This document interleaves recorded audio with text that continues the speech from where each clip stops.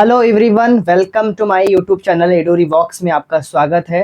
Hello future NEET doctors, आप लोग कैसे होंगे? अच्छे होंगे। तो हमने आपसे एक प्रॉमिस किया था कि हम एक नीट का बहुत बेहतरीन and super duper batch launch करेंगे जिसका नाम है जीत नीट 1.0 बैच, जिसमें आपको हम डिटेल्स में केवल आपको थ्योरी पोर्शन ही कवर नहीं कराएंगे, कॉन्सेप्ट समझाएंगे, आपको पीवाईक्यूज कराएंगे, ये सारी चीज़ आपको हम करवा के देंगे, वो भी बिल्कुल फ्री।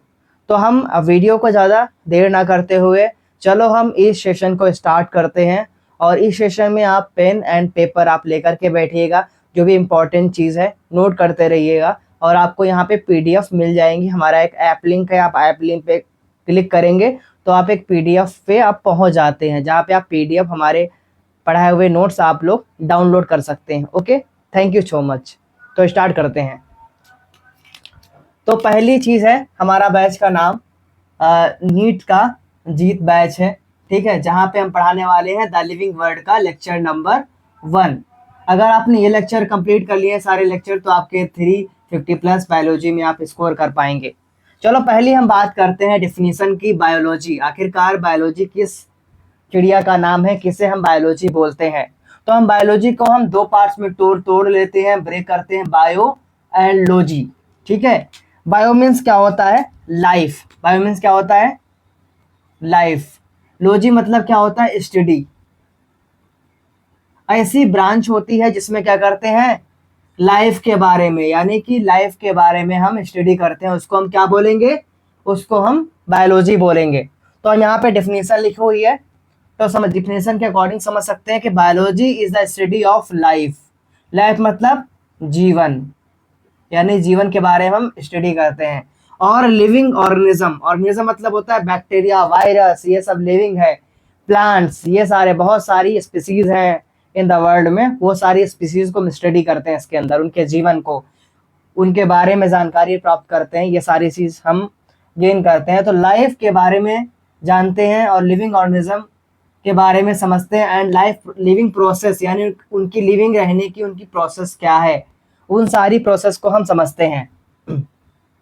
इसके बाद बात करते हैं लिविंग ऑर्गेनिज्म क्या है, इनके बारे में हम समझते हैं। अब लिविंग ऑर्गेनिज्म क्या है? दे आर वेरी डाइवर्सिटी, यानी कि वेरी डाइवर्स का मतलब बहुत सारे हैं। लिविंग ऑर्गेनिज्म की बात करें, वर्ल्ड में बहुत सारे हैं, लेकिन जो भी हमारा डेटा दिया हुआ है ऑन अर्थ पे, जो डेटा दिया हुआ है 1.7 से लेकर के 1.8 मिलियन की स्पीसीज हमने आइडेंटिफाई कर ली है। यानी कि हमारे जो साइंटिस्ट लोगों ने, जो भी डेटा साइंटिस्ट लोग जो है, उन्होंने डेटा आइडेंटिफाई किया है कि ये डेटा जो है 1.7 से लेकर के 1.8 मिलियंस की स्पीसीज उन्होंने वर्ल्ड में आइडेंटिफाई कर ली है, जो हमारे अर्थ पर प्रेजेंट है, ठीक है।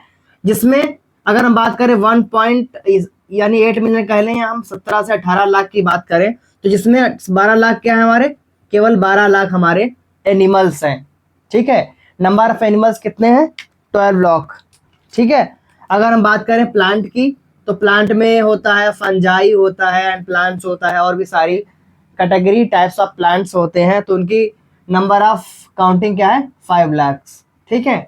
तो 5 लाख से 12 लाख, यहाँ तक चीज़ आपको क्लियर हो गई होगी, सारी चीज़ आपने नोट कर ली होगी। अगर नोट करना चाहें तो आप स्क्रीनशॉट ले सकते हैं, ठीक है। आई होप कि आपने स्क्रीनशॉट ले लिया होगा इस नोट्स का। हम नेक्स्ट स्लाइड की ओर मूव करते हैं। ओके, इसको आप नोट कर लीजिएगा।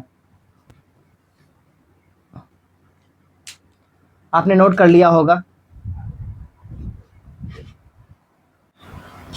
तो आपने वो वाली स्लाइड तो नोट कर ली होगी। अब हम सेकेंड स्लाइड की ओर पहुंचते हैं, और हम बता देता हूं एनसीईआरटी का जो ये है वैज्ञानिक यानी कि साइंटिस्ट के बारे में, अर्नस्ट मायर के बारे में हम पढ़ने वाले हैं, ठीक है।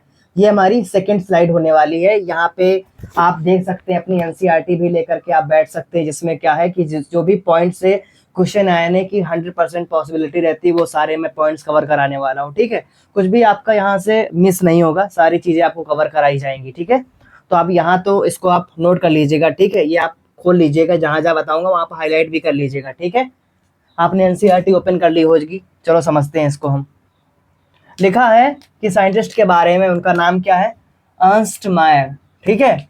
इनकी हम बर्थ टू डेथ के बारे में पढ़ते हैं। इन्होंने 1904 यानी 1904 से लेकर के 2004 तक इनका लाइफ स्पेन रहा है। ठीक है, टॉप 100 साइंटिस्ट में से एक साइंटिस्ट माने जाते हैं ये। ठीक है, इनका काफी रुतबा काफी बड़ा इनका है। ठीक है, अगर हम बात करें डार्विन ऑफ 20th सेंचुरी, इनको क्या कहा जाता है? डार्विन ऑफ 20th सेंचुरी किसे कहते हैं? क्वेश्चन आएगा, डार्विन ऑफ 20th सेंचुरी किसे कहते हैं? कॉपी में नोट कर लीजिए, अर्नस्ट मायर को क्या बोलते हैं? Darwin of 20th century. ठीक है, नोट कर लिया होगा। इसके बाद इन्होंने इनको बोलते हैं Alexander of zoology.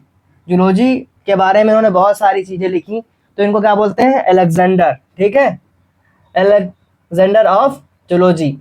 Triple corn of biology, यानी कि बायोलॉजी के इनको तीसरा ताज बोला जाता है, बायोलॉजी के एक तीसरे ताज माने जाते हैं, इसीलिए इनको क्या बोलते हैं? Triple corn of biology. इनको क्यों कहा जाता है उसका रीजन है, इनको प्राइज दिया गया बेल्जियम प्राइज। ठीक है, प्राइज याद रखना, कौन कौन से प्राइज दिया गया? बेल्जियम प्राइज दिया गया, उसके बाद क्या दिया गया? International prize for biology.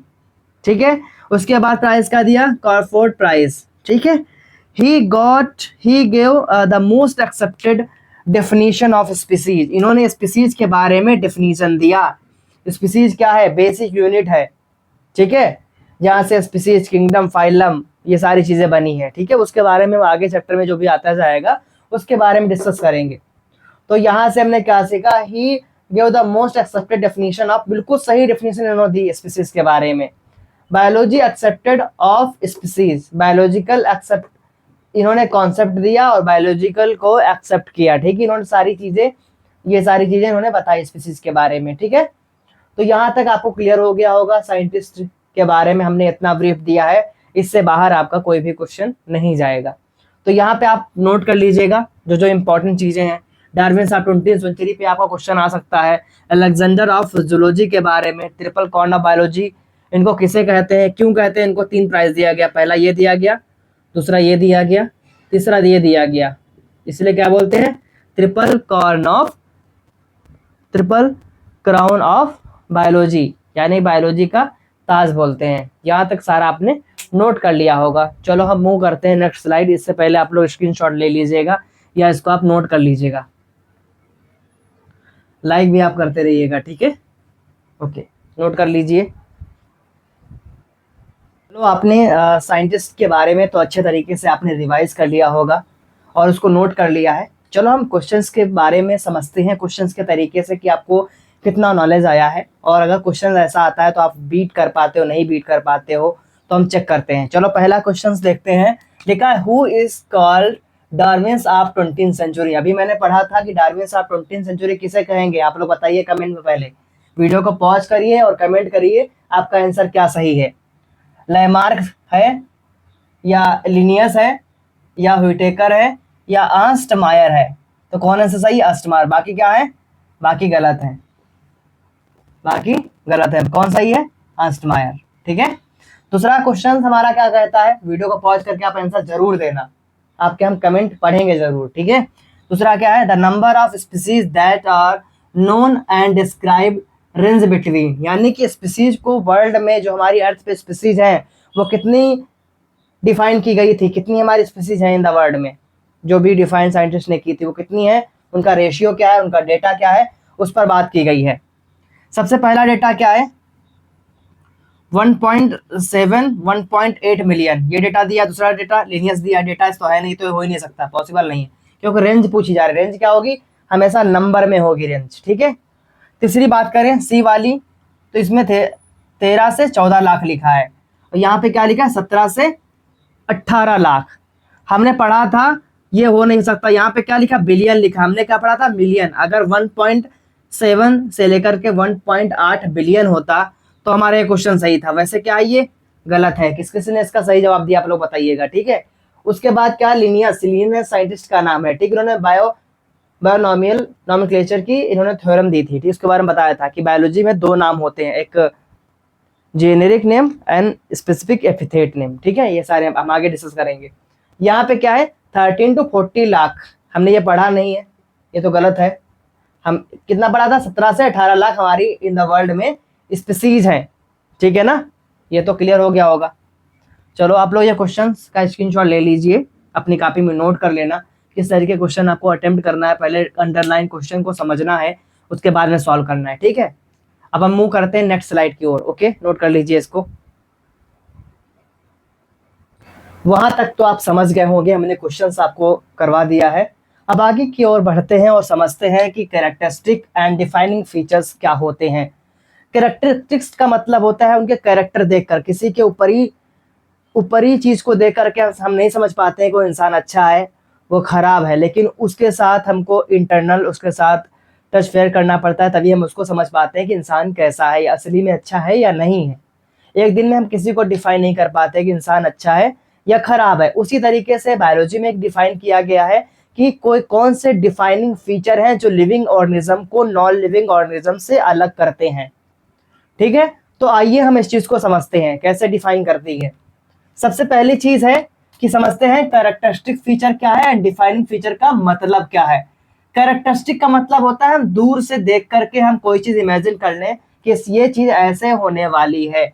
तो समझते हैं कि all characters of living organism, ठीक है, all the character of living organism के ऑल कैरेक्टर होते हैं, लेकिन क्या है, इट इज नॉट मैंडेटरी, ये कोई मैंडेटरी नहीं है that these character should be present in all living organism.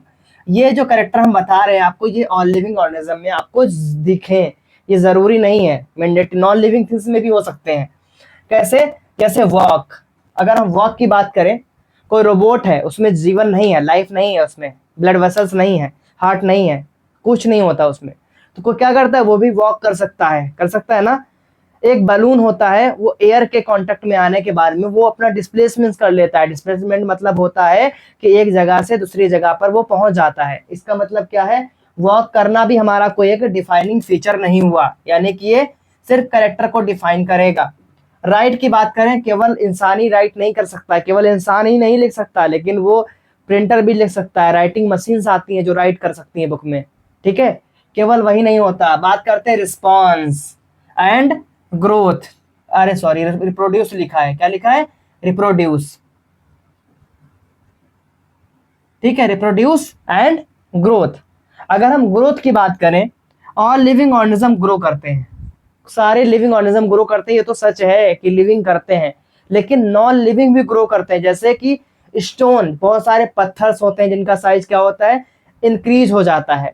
Secondary चीज हम बात करें, अगर हमने स्टोन की बात करी है, स्टोन भी बढ़ जाता है, वो भी ग्रो करता है। लिखा है twin character of growth, growth के दो कैरेक्टर होते हैं, कौन कौन होते हैं, increase in mass and increase in number.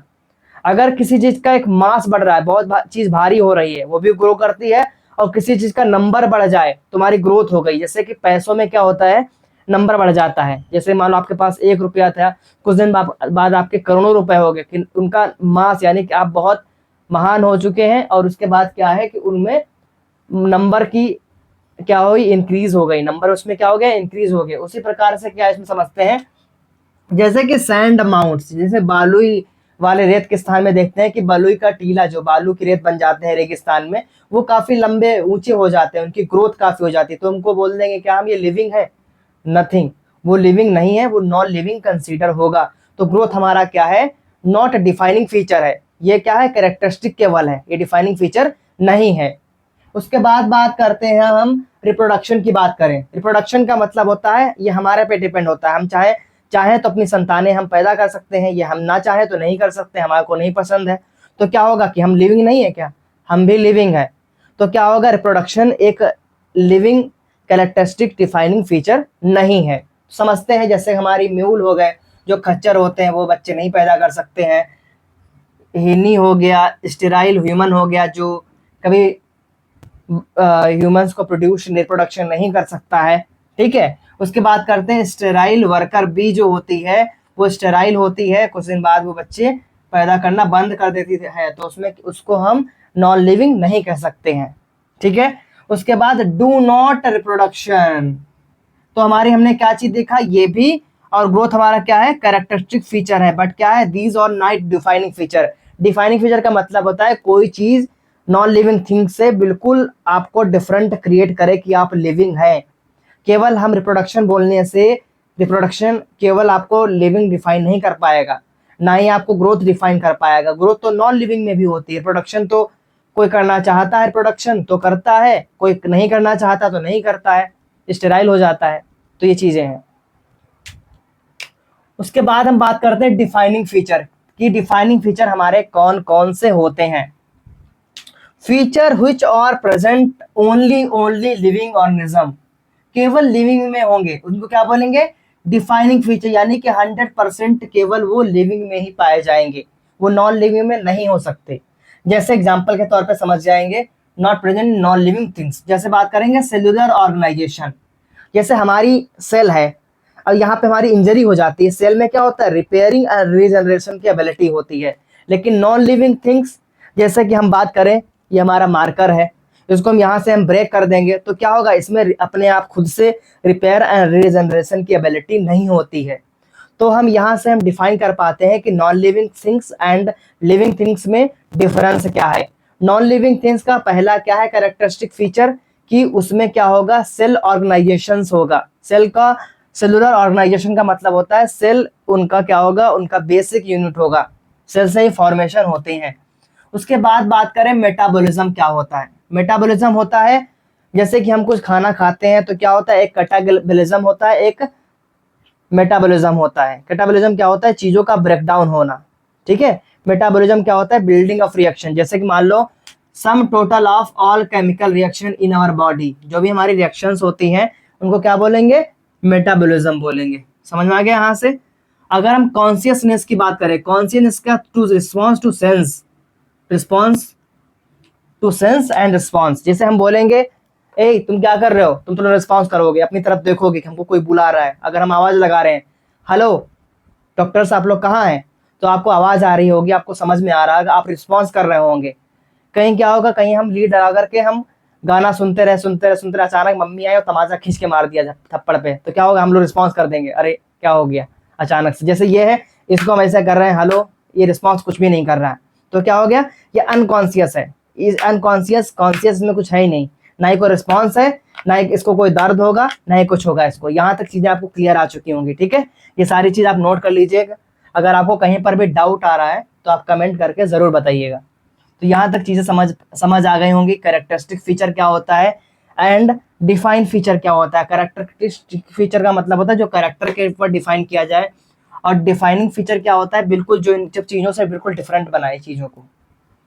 तो आप लोग ये चीज नोट कर लीजिए पेन एंड पेपर पर, और आप स्क्रीनशॉट भी ले सकते हैं, ठीक है। हम नेक्स्ट स्लाइड की ओर मूव करते हैं। अब हम करवाने वाले हैं आपको क्वेश्चंस की प्रैक्टिस, जिसमें आपको समझ में आएगा क्या क्या आपने चीज़ों को सीखा है, क्या क्या चीज़ें आपकी मिस्टेक्स हो रही हैं, क्या क्या आपको डाउट्स आ रहे हैं। क्वेश्चन को प्रैक्टिस करने से आपके सारे डाउट सॉल्व होंगे, ठीक है। चलो नोट कर लीजिए आप लोग। तो आपने सारी चीज़ें समझ ली होंगी, और अब हम समझने वाले हैं क्वेश्चन के थ्रू। जो नीट में हमारे क्वेश्चन पूछे गए हैं उसी तरीके से हमने क्वेश्चंस बनाए हैं, और आप इन क्वेश्चंस के थ्रू अपना नॉलेज, अपना टेस्ट आप लोग चेक कर सकते हैं। आप लोग कमेंट बॉक्स में ज़रूर बताइएगा किसका आंसर कितने सही है और कितने गलत हैं, ठीक है। चलो स्टार्ट करते हैं। पहला क्वेश्चन हमारा क्या कहता है? Among the following which can be common feature exhibit, यानी छोड़कर, by both living and non living things. ऐसा कौन सा फीचर है जो लिविंग एंड नॉन लिविंग दोनों में पाया जाता है? वो कौन सा है? रिस्पॉन्स, केवल रिस्पॉन्स। रिप्रोडक्शन कौन करता है बताइए? रिप्रोडक्शन केवल लिविंग ही करता है, नॉन लिविंग थिंग्स प्रोडक्शन नहीं करता है। ये चीज ध्यान रखना। ये हमारा क्या है? डिफाइन, जो दोनों में हो, लिविंग एंड नॉन लिविंग दोनों में कॉमन हो। सेलुलर ऑर्गेनाइजेशन केवल लिविंग करता है, यानी हम अगर सेल को यहाँ से निकाल दें, कुछ दिन बाद यहाँ पे एक सेल, यहाँ पे एक स्किन आ जाती है, तो ये केवल कौन कर सकता है? लिविंग। नॉन लिविंग नहीं कर सकता, तो ये भी गलत हो गया। ग्रोथ, मेटाबॉलिज्म की बात करें, मेटाबॉलिज्म कौन कर सकता है? केवल लिविंग कर सकता है, नॉन लिविंग नहीं कर सकता है। अगर हम खाना खा रहे हैं, डाइजेशन हमारे अंदर ही होता है, मेटाबॉलिज्म प्रोसेस हमारे अंदर ही होती है, फूड का ब्रेकडाउन हमारी बॉडी के अंदर ही होता है, तो ये केवल लिविंग कर सकता है, नॉन लिविंग थिंग्स नहीं कर सकता है। ग्रोथ दोनों कर सकता है। हमने बताया था कि mountain day by day increase हो रहा है। जो सैंड माउंट्स होते हैं, जहाँ पे रेत के बहुत बड़े बड़े पहाड़ बन जाते हैं, वो भी क्या करते हैं? ग्रो करते हैं। तो नॉन लिविंग थिंग्स भी क्या कर रहे हैं? ग्रो कर रहे हैं। तो केवल ग्रो दोनों कर सकते हैं, लिविंग एंड नॉन लिविंग। तो यही एक आंसर है। आप लोग कमेंट करिएगा कि आपका आंसर गलत था या सही था। सेकेंड क्वेश्चन की बात करते हैं। Among the following increase in body mass can be taken as a certain of growth. लिखा है among the following increase in body mass, अगर किसी का बॉडी मास बढ़ रहा है, can be taken as certain of growth. अगर किसी का बॉडी मास बढ़ रहा है तो वहां पे क्या क्या होगा? इन लिविंग ऑर्गेनिज्म केवल होता है सर्टेन ग्रोथ, इन ओनली नॉन लिविंग ऑब्जेक्ट्स ही करते हैं, या बोथ ऑफ थिंग्स, वो दोनों में ग्रोथ होती है, living organism and non living organism. तो यहाँ पे आंसर कौन सही हो गया? सी वाला हमारा आंसर सही हो गया, बोथ ए एंड बी। आप लोग कमेंट बताइएगा कि आपका कौन सा आंसर सही है। ठीक है, अगला क्वेश्चन की तरफ बढ़ते हैं। अगला क्वेश्चन हमारा क्या बोलता है? Twin character of growth are कौन सा है? आप लोग बताइए, वीडियो को पॉज करके बताइए कौन होता है। आप लोगों ने बता दिया होगा कमेंट में। तो पहला क्या है लिखा? इंक्रीज इन लेंथ, गलत। इंक्रीज इन विड्थ, गलत। केवल लंबाई में बढ़ना, या इंक्रीज इन विड्थ यानी चौड़ाई में बढ़ना होता है क्या ग्रोथ का डिफाइनिंग फीचर? ट्विन कैरेक्टर यही तो होते हैं, नहीं। सी वाला क्या है? Increase in mass and increase in number. ये इंक्रीज का साइन है, आप लोग समझ जाइएगा। इंक्रीज मतलब होता है, ये साइन लगाते हैं मतलब से, इसको क्या बोलेंगे? इंक्रीज। इसको बोलेंगे हम इंक्रीज, इंक्रीज। ठीक है, ये हमारा इंक्रीज का साइन है। Increase in mass, increase in number. Please question solve कर लीजिए, क्वेश्चन बहुत इंपॉर्टेंट है। ठीक है, थोड़ा सामने देखिए। बोथ 1 and 2, 1 and 2 तो नहीं हो सकते, तो हमारा आंसर कौन सही है? हमारा आंसर यहाँ पे सी सही है। अगला हम क्वेश्चन की बात करें, which of the following is defining feature of living organism. Living organism का डिफाइनिंग फीचर कौन है? डिफाइनिंग का मतलब होता है जो नॉन लिविंग चीजों से बिल्कुल आपको डिफरेंट कर दे, तो वो फीचर कौन सा है? तो ग्रोथ हमारा नहीं है, क्योंकि ये नॉन लिविंग लिविंग में दोनों में आता है। रिप्रोडक्शन हमारा, रिप्रोडक्शन क्या है? लिविंग है नॉन लिविंग? ये भी नहीं, ये भी दोनों में ही आता है। Ability to make a sound, केवल साउंड प्रोड्यूस करना। नॉन लिविंग थिंग भी साउंड प्रोड्यूस कर सकती है। आपको इसमें कंफ्यूजन होगा तो मैं आपको इस चीज को समझा देता हूँ। जैसे हमारे पास ये हमारी क्या है? नॉन लिविंग थिंग्स है। क्या हम ही सिर्फ बोल सकते हैं? नहीं, नॉन लिविंग थिंग। जैसे देखो, इसके आपको वॉइस साउंड आपको सुनाई दे रहा होगा, तो ये भी आवाज आ रही है, तो ये हमारा क्या है? ये हमारा लिविंग ऑर्गेनिज्म का डिफाइनिंग फीचर नहीं है। रिस्पॉन्स टू एक्सटर्नल स्टिमुलाई, बताया था मैंने, अगर आप ईयरबड्स लगा के दोनों ईयरबड्स में आप सॉन्ग सुन रहे हैं और मम्मी आपकी आए और खींच के तमाचा मारे कि आप सुन नहीं रहे, तो आप क्या करेंगे? रिस्पॉन्स कर देंगे तुरंत। ये केवल किस में होता है? केवल लिविंग थिंग्स में ही होता है, नॉन लिविंग थिंग्स में नहीं होता। कैसे? कोई वॉशिंग मशीन आपकी स्टार्ट है, चल रही है, कोई बच्चा उसमें जाके गिर गया जाके, अब अचानक वो बंद ही नहीं, अब उससे बोलोगे क्या? रुक जा रुक जा रुक जा। अगर एआई वाली होगी तो रुक जाएगी, अगर ऐसे है सिंपल तो चलती रहेगी, जब तक आप उसको स्विच ऑफ नहीं करेंगे। तो ये होता है मशीन्स एंड ह्यूमंस में डिफरेंस क्रिएट करता है। ठीक है, हमारा आंसर कौन सही है? एक्सटर्नल स्टिमुलाई टू रिस्पॉन्स, ये सही है। मैंने इसलिए काट दिया था कि आप लोग क्या कर रहे हैं। आप लोग कमेंट जरूर बताइएगा कि आपके कितने क्वेश्चन सही हैं। अगर आपको ये क्लास बहुत अच्छी रही है तो आप लोग कमेंट करिएगा नेक्स्ट लेक्चर के लिए, इसलिए आप सब्सक्राइब कर लीजिएगा ताकि आपको सारा कोर्स मिल सके। यहाँ इस चैप्टर में मैं आपको 4 से 5 लेक्चर में आपका चैप्टर पूरा, 4 to 5 लेक्चर में आपका पूरा चैप्टर मक्खन की तरीके से आपका कंप्लीट हो जाएगा। आपको क्लास आपको सुपर एंड डुपर मिलेंगी, मैंने आपसे प्रॉमिस किया है। आपको सारी चीजें यहाँ पे कवर मिलेंगी। आपको लेक्चर कैसा लगा आप लोग कमेंट में जरूर बताइएगा। Thank you so much. पढ़ते रहिए, मस्त रहिए फ्यूचर डॉक्टर्स।